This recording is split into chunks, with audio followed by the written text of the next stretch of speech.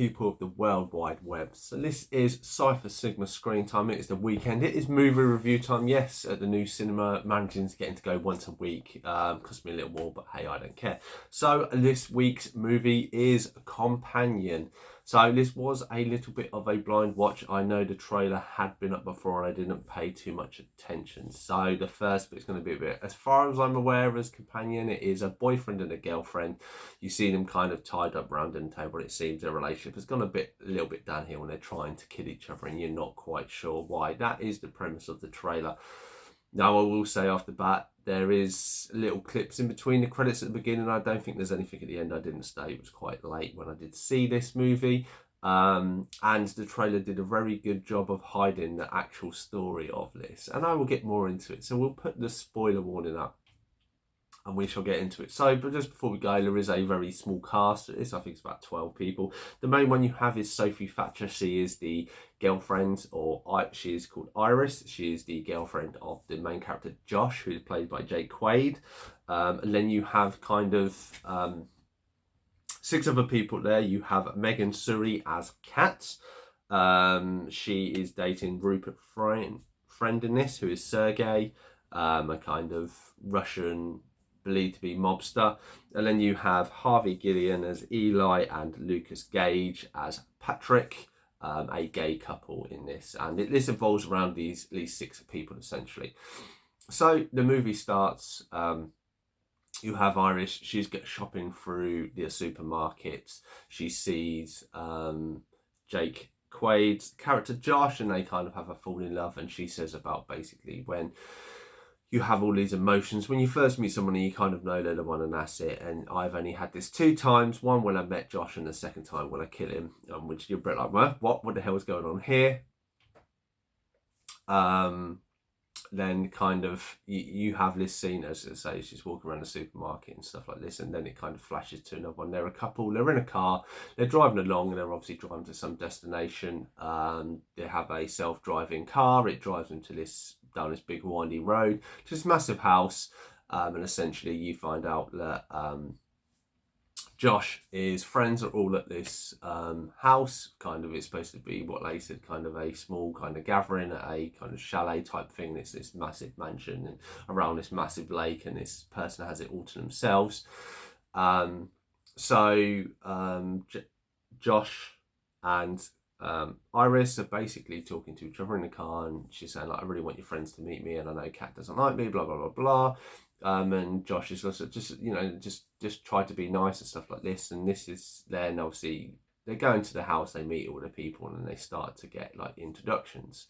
Then they kind of have a good time. It ends with Iris and Josh having sex in the evening. You can see she is a little bit social awkward, but obviously you meet all the couple and everything there. And I say in the morning, Josh says he isn't feeling too great. He sends Iris off to the beach, even though she said that's an idea. She kind of goes down there. As she goes down there, she finds that there's a knife in her pocket, and she's not quite sure how that even got there, but she doesn't dismiss it. At this time, Sergey comes down. He's kind of looks like a Russian kind of mafia guy, and he is sitting on the sun lounger. Ask Iris to kind of helping Iris. Is like, no, I want to go and see Josh, and she's like, oh, just be friendly. I'm the host and stuff like this. So this happens, and then he makes advances on her. This is obviously then when it flashes, and then you have inside of the house, and you have the other 4 people. So you have the gay couple, Eli and Patrick, and then you have Kat, and you have Josh, and they're all sitting around talking, and then Iris comes in, face and neck covered with blood, a knife in her hand, saying, he forced me on me, Josh is like, what happened, blah blah blah blah blah. They're all panicking, and then this is where the twist turns. He goes, Iris, go to sleep. Iris's eyes turn white and she shuts down. Totally out of nowhere. This is where you find out she is a robot, a kind of sex android, so to speak. Kind of the title Companion makes sense. They lock her up. Basically, they tie her up. Obviously, she doesn't realise. They all speak about, like, they phone the police and say, oh my God, this has been a murder, blah, blah, blah. Policeman says he'll be on the way, take time. Kat is obviously devastated because Sergei is dead. She goes up, has some drugs and goes to sleep, and then Patrick and Eli kind of go off out of the way. Josh says he wants to say goodbye, so even though Iris is tied up, he turns her back on and explains that basically she is a robot. You know, she has killed this person. The people are coming, the company and the police are coming, and they're going to take her away, and that's just the reality of things. She is very shocked. She's like, you know, I love you, and you know, I'm not an android. And then he starts to say stuff, and he starts to compile, and he gets his phone out and kind of controls her. He then Josh then kind of walks off because Kat comes in, and they're kind of having a bit of tizzy. So they go off into another room. As Kat goes off, she sees the knife she had when she was shut down. She dropped it underneath, and no one's picked it up. So she knocks the chair over and basically starts freeing herself. In between this, you see Josh and Kat having a discussion, and then finding out that actually they orchestrated this. So they believe Kat is sleeping with Sergei. Sergei has a safe. It has 12 million in it, and basically they're going to rob him, and they used Iris to kill him. Just to kind of explain it, he had an app on his phone that basically unwrit her controls because she shouldn't hurt humans and stuff like this.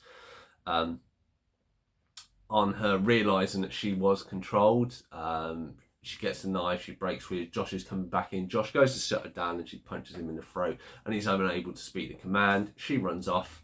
Then they're basically, Kat and Josh have to bring Eli and Patrick in, so Eli and Patrick were unaware of this.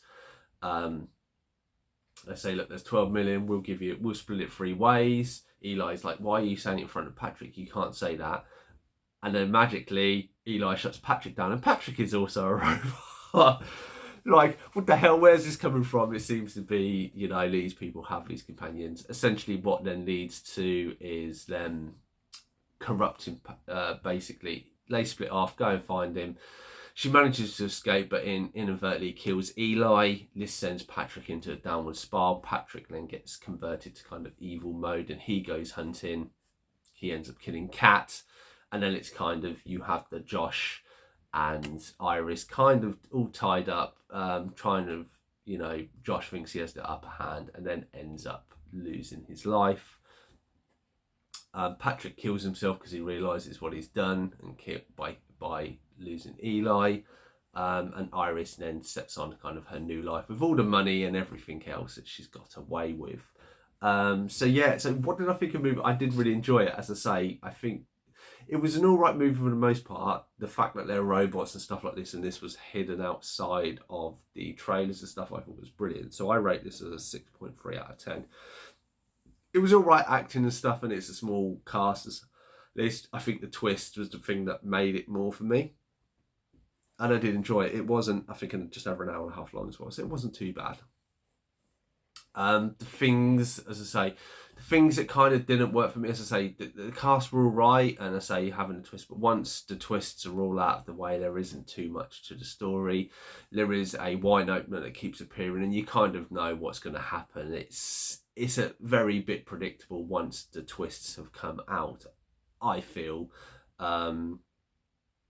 And stuff this could be handled. There's a lot of little nods in there, which I thought clever. So a few little facts and stuff. So Iris is named after the song Iris by the Goo Goo Dolls, which is playing in Josh's apartment when she turns up. Funnily enough, Jack Quaid, who plays Josh, his mum, Meg Ryan, was actually in City of Angels, which that song is for. Clever little nod there. Also, Iris, spelled backwards, is Siri, which is essentially what Iris is in this movie when they ask her for the time she can produce this stuff.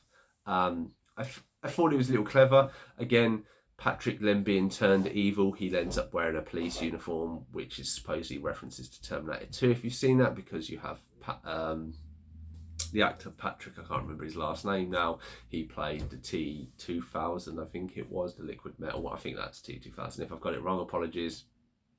But yeah, there were a few little nods at that I did think it's good. Again, as horror films go, it ain't the greatest of one. I say the twist was the thing that made it for me, and that's it in a nutshell. So that is The Movie Companion. Have you seen it? Let me know your thoughts and feelings in the comments down below. I've been Cypher Sigma Screen Time. Hope you enjoyed this review. Hope you're having a great weekend, and I shall see you in the next one.